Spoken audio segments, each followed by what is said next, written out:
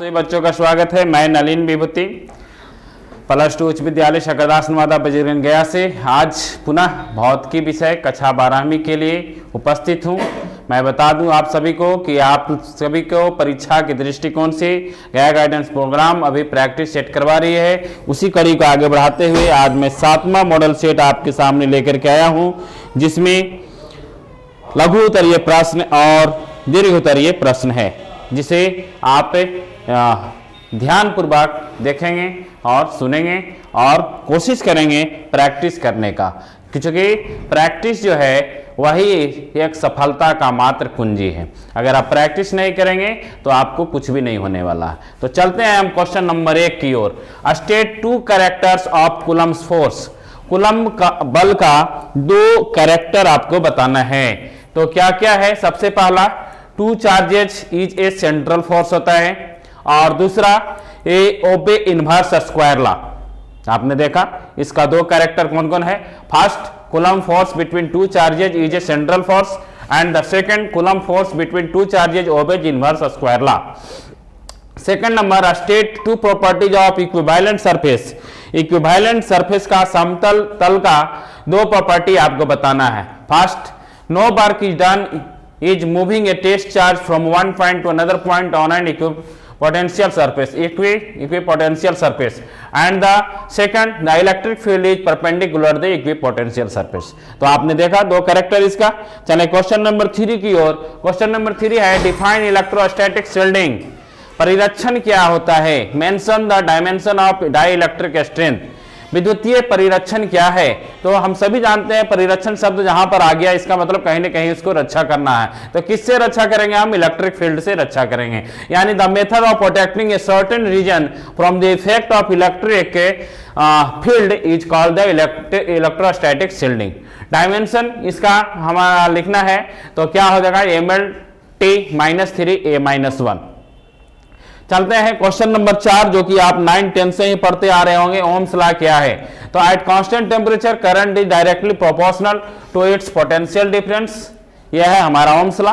और इसका मैथमेटिकल जब डिफिनेशन करेंगे तो हमारा क्या हो जाएगा? C जो है डायरेक्टली प्रोपोर्शनल हो जाएगा किसका? V का। यानी I जो है डायरेक्टली प्रोपोर्शनल होगा V का। बीच में एक कांस्टेंट आएगा जिसको हम R बोलते हैं, जिसको रेजिस्टेंस बोलते हैं। तो हमारा मैथमेटिकल फॉर्मूला क्या हो जाएगा? V बराबर IR। चले 5 नंबर में, जहां पर V जो है पोटेंशियल डिफरेंस है, I करंट है, और R जो है क्या? हमारा रेजिस्टेंस है, जो कि हमारा कांस्टेंट होता है। चले क्वेश्चन नंबर 5 की ओर। क्वेश्चन नंबर 5 है which of the 2 has higher resistance? 1000 watt heater और 100 watt tungsten bulb, both mark for 230 volt. 230 volt का एक हीटर है जो 1000 वाट का है, और एक बल्ब जो है 100 वाट का है। इसमें सबसे ज्यादा किसका हायर रेजिस्टेंस होगा? तो आप हम देख रहे हैं सभी को, अरे बाप रे, 1000 वाट है इसका मतलब इसका रेजिस्टेंस ज्यादा होगा, और वो 100 वाट है इसका मतलब उसका रेजिस्टेंस कम होगा। नहीं, अब हम देखते हैं इसको किस प्रकार से यह होता है। बोर्ड पर चलते हैं हम। चले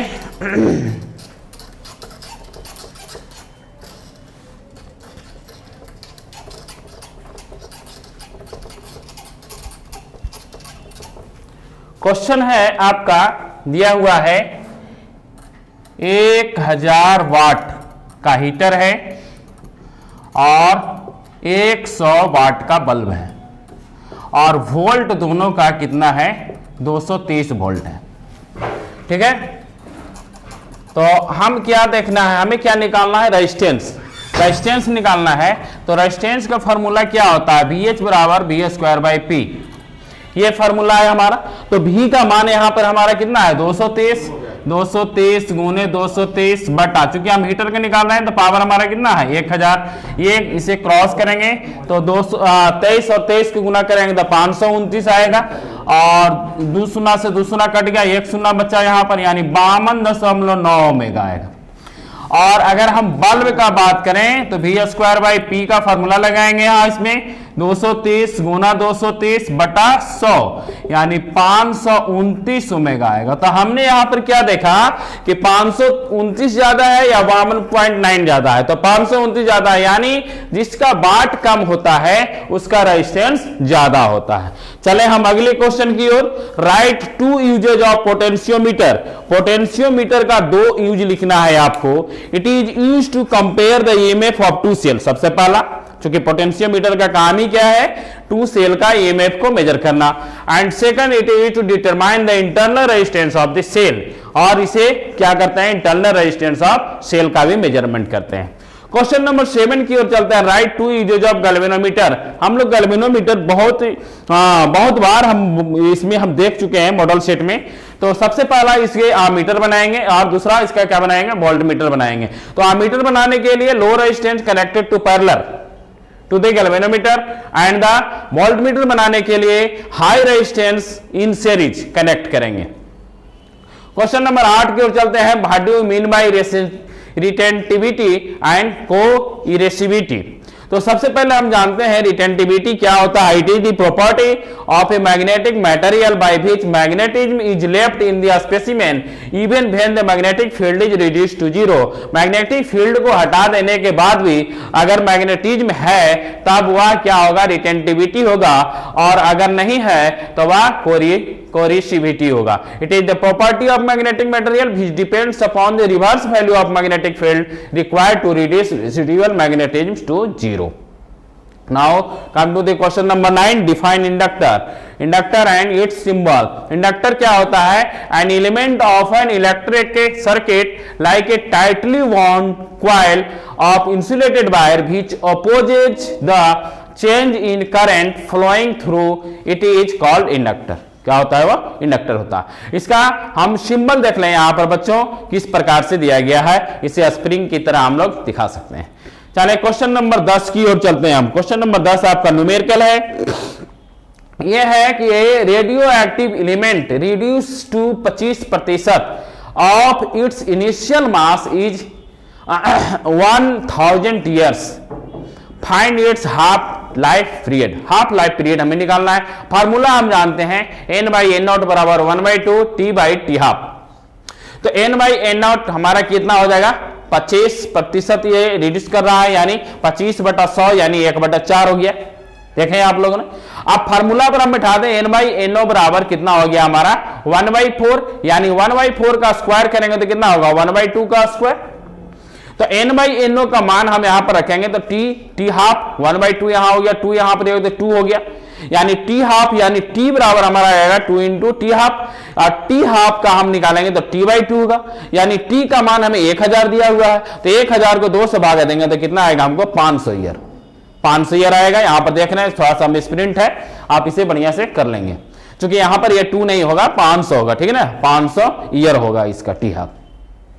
चले question number 11, very very important question. What do you mean bye doping. Doping किसे कहते हैं? तो डोपिंग क्या है? डोपिंग जो है the process of adding impurity in an intrinsic semiconductor is known as doping. Doping क्या है? शुद्ध अर्धचालक में जब हम अशुद्धि को मिलाते हैं तब उसे हम डोपिंग कहते हैं। It is done to increase the conductivity of a semiconductor even at low temperature. What does is it does, ये भी क्वेश्चन है हमारे साथ में। चले क्वेश्चन नंबर लॉन्ग की ओर हम चलते हैं। क्वेश्चन नंबर लॉन्ग जो हम आपको बहुत पहले भी हम करा चुके हैं। फॉर ए प्रेज में explain deviation and establish the relation. विचलन का फॉर्मूला निकालना है a(n-1). तो इसके लिए सबसे पहले हम एक प्रिज्म बनाएंगे। प्रिज्म का जो एंगल डायग्राम है आप इसे आप देख सकते हैं यहां पर, और इसे आपको नीट एंड क्लीन बनाना होगा। तो सबसे पहले इंसिडेंट रह गया, ये यहां पर रिफ्रैक्शन का काम हुआ यहां पर, फिर से यहां पर आपतित हुआ, और फिर यह इमर्जेंट रे के बाहर की ओर निकला। अब जो जो एंगल है उसे अभिलंब के साथ मिला करके आप लिख लेंगे। आप इसको बहुत पहले से करते आ रहे हैं। तो हम सबसे पहले हम अलग अलग इसमें तीन सरफेस, दो सरफेस हो गया हमारा, एक ए बी सरफेस हो गया और एक ए सी सरफेस हो गया। तो सबसे पहला काम हम ए बी सरफेस के ऊपर हम चलते हैं। जब रिफ्रैक्टिंग सरफेस ए बी के ऊपर हम स्नेल लॉ लगाएंगे तो sine i by sine r बराबर क्या होगा, एन होता है। तो स्मॉलर एंगल हम मान लें, साइन आई को आई मान लें और साइन आर को आर वन मान लें, तो आई बाई आर वन बराबर एन हो जाएगा। तो आई बराबर हमारा कितना हो जाएगा, एन आर वन।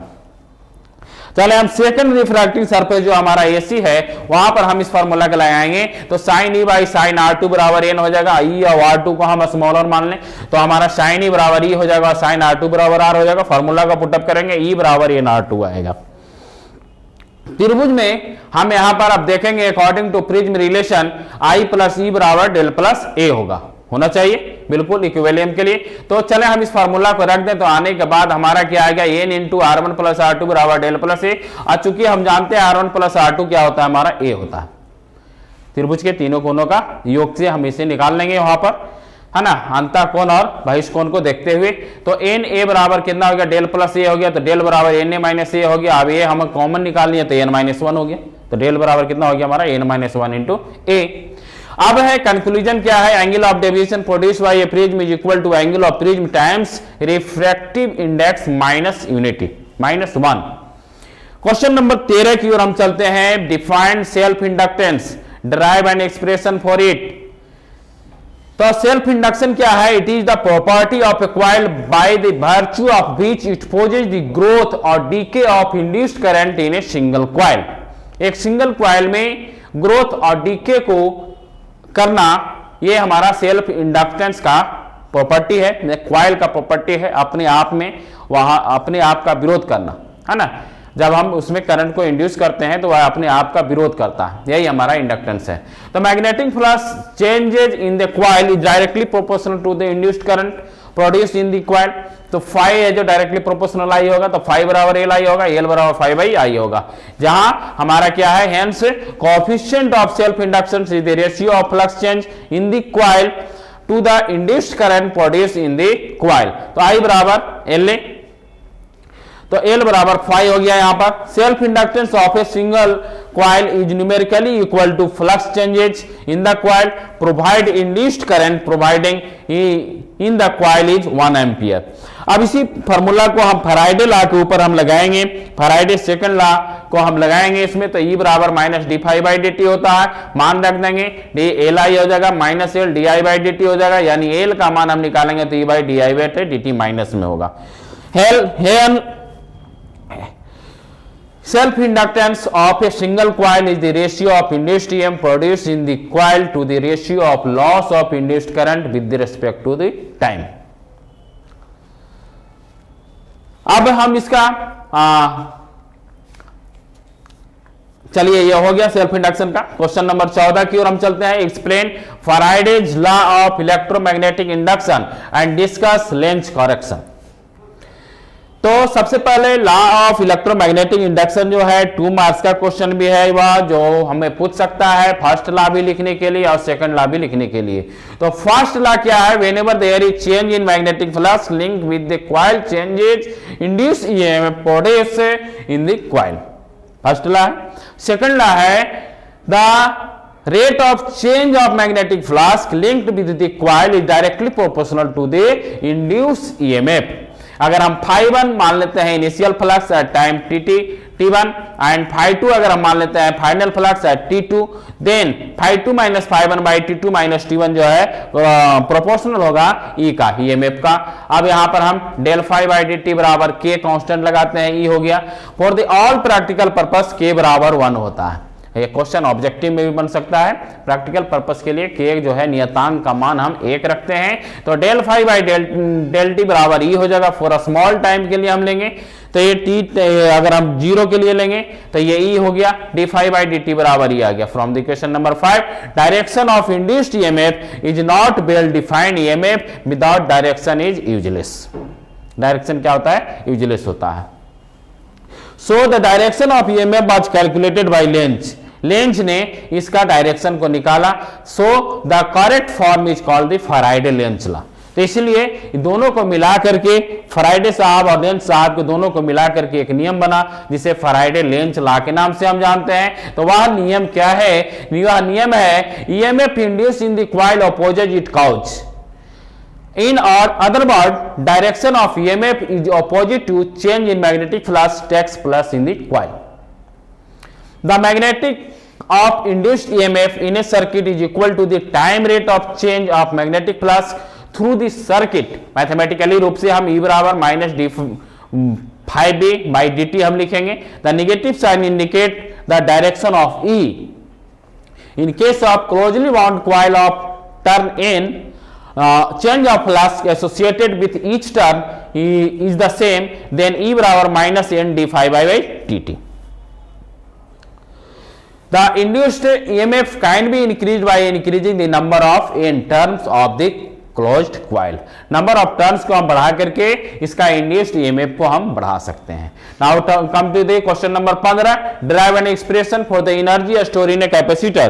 कैपेसिटर के अंदर में जो एनर्जी है उसे हम कैसे निकालेंगे? और ये बहुत बहुत इंपॉर्टेंट क्वेश्चन है, खास करके अगर हम ऑब्जेक्टिव टाइप के क्वेश्चन में बात करें तो ये ऑब्जेक्टिव क्वेश्चन में बहुत बार आता है, चूंकि इसका बहुत सारा नीचे हम डेरिवेशन देखने जा रहे हैं। तो सबसे पहले capacitor is either fully charge और फुल्ली डिस्चार्ज होता है। कैपेसिटर में या तो उसको फुल चार्ज कर देंगे या तो फुल्ली डिस्चार्ज कर देंगे, बीच वाला संभव उसमें नहीं है। There is no any condition in between two. Fully charge means Q बराबर Q होगा और फुली डिस्चार्ज मीन्स Q बराबर 0 होगा। Changing of a capacitor is a continuous process. Changing of a capacitor क्या है? एक कंटिन्यूअस प्रोसेस है। Therefore a small work done in term of electrostatic potential क्या होगा? dW बराबर V इंटू dQ। अब ये मैथमेटिकल है, मैथमेटिक्स रूप से आप इसे बनाते चलेंगे, एक भी अगर स्टेप छूटेगा तो आपको दिक्कत होगा। तो हमारा dW बराबर V इंटू dQ हो गया। By the definition of capacitance we know that Q बराबर C इंटू V, तो V बराबर क्या हो जाएगा? Q बाई C होगा। ठीक है, अब हम V का मान जो है इक्वेशन नंबर 1 में रखेंगे, तो हमारा dW बराबर हो जाएगा Q by C into DQ। अब DQ बराबर Q by C into DQ हो जाएगा। अब इसे हम टोटल वर्क डन निकालेंगे तो क्या कर देंगे? इंटीग्रेशन कर देंगे। तो इंटीग्रेशन करेंगे तो dW का इंटीग्रेशन W होगा। अब इसमें जो हमारा इंटीग्रेशन कहां से कहां होगा? चूंकि हमने अभी आपको बताया था कि दो ही कंडीशन होता है, या तो 0 होता है या तो Q होता है। तो 0 से Q के रूप में हम चलेंगे तो Q by C into DQ होगा। अब Q को हम C जो है हमारा कांस्टेंट है बाहर निकाल दिए तो 1 by C Q into DQ। हम जानते हैं Q का x इंटीग्रेशन x कितना होता है? dx बराबर x स्क्वायर बाई 2 होता है, यानी ये कितना हो जाएगा? Q स्क्वायर बाई 2 हो जाएगा। अब हमें यहाँ इनिशियल एंड अपर लिमिट और लोअर लिमिट की बात करेंगे हम, तो हम अपर लिमिट को रखेंगे तो Q स्क्वायर होगा और लोअर लिमिट को रखेंगे तो 0 हो जाएगा, यानी Q स्क्वायर माइनस 0 बराबर हमारा कितना आएगा? Q स्क्वायर आएगा। यानी फाइनली हमारा W का मान कितना आ गया? Q स्क्वायर बाई 2C आ गया। अब W बराबर कितना हो गया? 1 by 2 into Q square by C हो गया। अब हम क्या करने जा रहे हैं? ये तो हमारा फाइनली W का मान आ गया। अब W जो है वही हमारा क्या है? Potential energy of a capacitor है। तो अभी हम निकालने जा रहे हैं पोटेंशियल एनर्जी ऑफ कैपेसिटर का बहुत सारा रूप हम देखने जा रहे हैं, जो कि हमारा ऑब्जेक्टिव क्वेश्चन में आता है, और उसका फाइनली हम मिलाते हैं तो लास्ट एक ही ऑप्शन बनता है इनमें से सभी। तो आप सभी को ध्यान में देख लेंगे। पहला आपका U का मान आ गया 1 by 2 into Q square by C। चले अब दूसरा में, जब हम जानते हैं, अभी हमने ऊपर इसी फार्मूला से इसको डिराइव करके लाए हैं, Q बराबर C इंटू V होता है, तो Q का मान यहां पर रखेंगे तो C स्क्वायर V स्क्वायर होगा। Q स्क्वायर करेंगे तो एक C से एक C कट गया तो कितना मिला बचा हमको? 1 बाई 2 CV स्क्वायर। ये दूसरा फार्मूला हो गया। चले और हम आगे फार्मूला को बढ़ाते हैं इसको। तो अभी हमने देखा कि C बराबर Q बटे V भी होगा। C बराबर कितना होगा? Q बटे V भी होगा। अब हम फार्मूला C का रखेंगे तो Q बटे V into V square, V से V कटेगा, यानी कितना हो जाएगा? 1 बाई 2 Q इंटू V होगा। यहां पर उलट करके लिखा गया, ये Q है 9 नहीं है, ठीक है। 1 बाई 2 Q इंटू V। तो हम यहां पर कंक्लूजन में आपका 3 फार्मूला यहां पर दिया हुआ है पोटेंशियल एनर्जी ऑफ कैपेसिटर का। U बराबर 1 बाई 2 CV स्क्वायर बराबर 1 बाई 2 Q इंटू V बराबर 1 by 2 into Q square by C। इस प्रकार से आज बच्चों हम लोग जो है मॉडल सेट 7 को आज हमने खत्म किया है। हम पुनः आपको ये हम बता दें कि ये आपको प्रैक्टिस सेट मॉडल सेट जो है वह आपका संजीवनी बुट्टी की तरह काम करेगा। आप जितना ज्यादा प्रैक्टिस सेट को बनाएंगे उतना ही ज्यादा आपको मार्क्स आएगा। अगर आप इसे क्या कहते हैं नकारात्मक स्थिति में आप देखेंगे तो हो सकता है आपका नंबर भी कम सकता है। तो आपसे हम यही रिक्वेस्ट करेंगे और एक सजेशन देंगे कि आप ज्यादा से ज्यादा प्रैक्टिस सेट बनाएं, क्योंकि हम लोग सभी जानते हैं practice makes a man perfect. Thank you.